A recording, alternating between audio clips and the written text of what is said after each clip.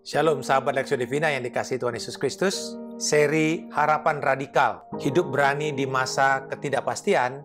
Episode yang terakhir ini akan kita tutup dengan satu topik yang berjudul Allah Sumber Harapan.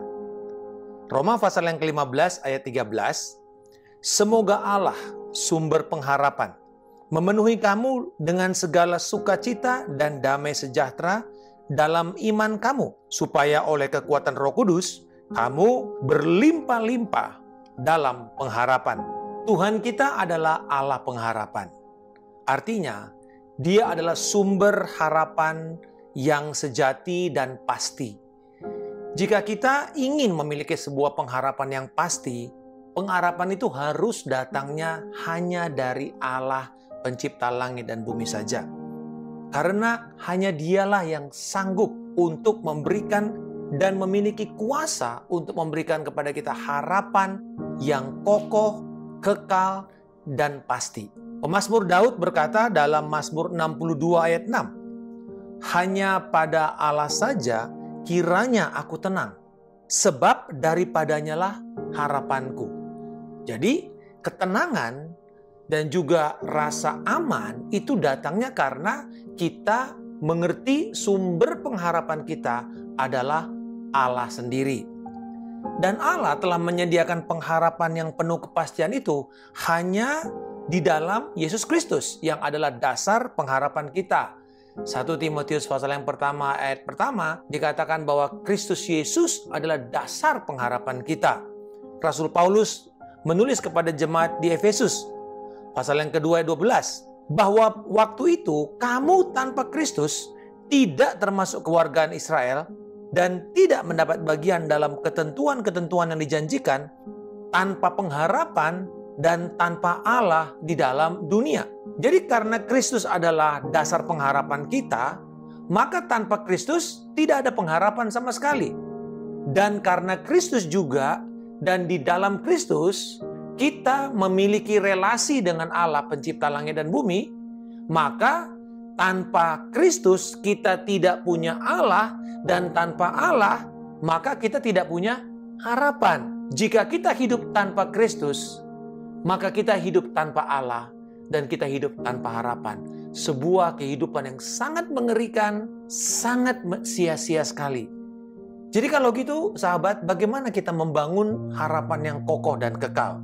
Kita lihat ada 3 hal yang akan kita belajar dalam sesi ini. Yang pertama, harapan dibangun atas pengetahuan firman Tuhan.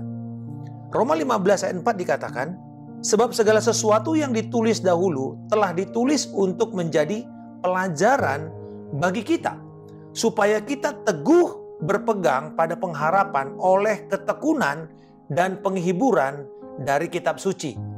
Selanjutnya dalam Kolose 1 ayat 5 dan 6, oleh karena pengharapan yang disediakan bagi kamu di sorga, tentang pengharapan itu telah lebih dahulu kamu dengar dalam firman kebenaran, yaitu Injil yang sudah sampai kepada kamu. Injil itu berbuah dan berkembang di seluruh dunia. Demikian juga di antara kamu sejak waktu kamu mendengarnya dan mengenal kasih karunia Allah dengan sebenarnya. Harapan itu hanya kita kenal di dalam firman Tuhan, di dalam firman kebenaran, yaitu Injil. Dan kalau kita mengerti bahwa Injil itu adalah karya Kristus, pribadi Kristus, sifat Kristus, maka kemudian kita tahu bahwa ketika kita mengerti firman Tuhan, firman kebenaran, Kristus yang hidup itu sendiri, maka pasti kita akan dibangun di atas pengharapan yang kokoh. Yang kedua, harapan dibangun di atas anugerah Allah.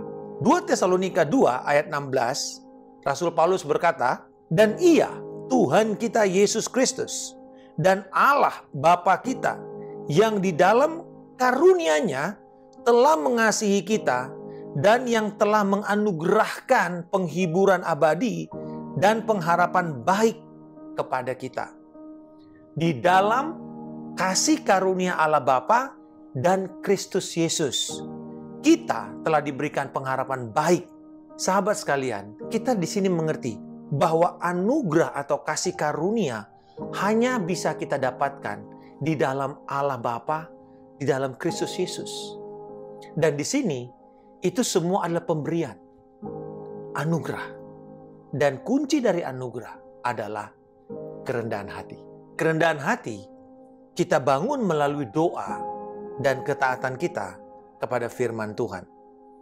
Kerendahan hati dimulai dengan mengakui semua yang kita dapatkan ini berasal dari Allah dan kemudian dikerjakan oleh Allah sendiri dalam hidup kita dan untuk kemuliaan Allah sendiri. Jadi dari Allah, oleh Allah, dan untuk kemuliaan Allah. Itu kunci kita hidup di dalam kasih karunia Tuhan. Dan kalau kita mendapatkan kasih karunia Allah seperti ini, maka niscaya sahabat sekalian, kita akan hidup di dalam pengharapan yang kokoh dan kekal.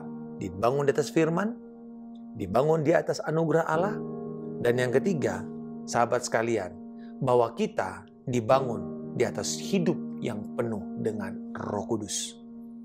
Roma 15 ayat 13, semoga Allah, sumber pengharapan, memenuhi kamu dengan segala sukacita dan damai sejahtera dalam iman kamu, supaya oleh kekuatan Roh Kudus, perhatikan baik-baik, supaya oleh kekuatan Roh Kudus kamu berlimpah-limpah dalam pengharapan. Kabar baik bagi kita semua sekalian, sahabat, bahwa Roh Kudus siap mencurahkan kekuatannya agar kita semua, kita bisa hidup berkelimpahan di dalam pengharapan Tuhan. Jadi tidak ada kamu putus asa sepanjang tahun 2021. Tidak ada kehilangan pengharapan. Sekalipun mungkin ada banyak keadaan-keadaan sulit yang siap menghadang kita di depan. Tetapi ada janji Tuhan di sini. Bahwa Roh Kudus memberikan kepada kita kekuatan yang berlimpah-limpah untuk kita hidup dalam pengharapan. Tinggallah di dalam Kristus. Dan kalau kita tinggal dalam Kristus itu ibarat kita memiliki sumur artesis. Kita tahu ya sumur artesis yang ada di padang pasir, terutama padang gurun. Dan sumur ini kelihatannya kok terus bisa ada airnya. Dari mana? Nggak ada yang mompa. Karena ada kekuatan yang lebih tinggi dari atas itu menekan ke bawah lalu kemudian membuat air itu memancar keluar. Dan saya percaya seperti itulah tinggal dalam Kristus. Ibarat kita memiliki sumur yang terus akan membual airnya. Tetapi kekuatannya datang dari atas kita, dari Roh Kudus yang memompa dan membuat kita tidak perlu takut kekeringan. Bahkan kabar baiknya adalah orang-orang bisa datang menikmati air dari hidup kita.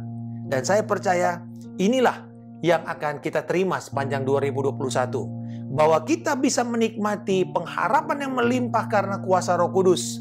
Tetapi juga kita bisa hidup menjadi saluran pengharapan kepada banyak orang.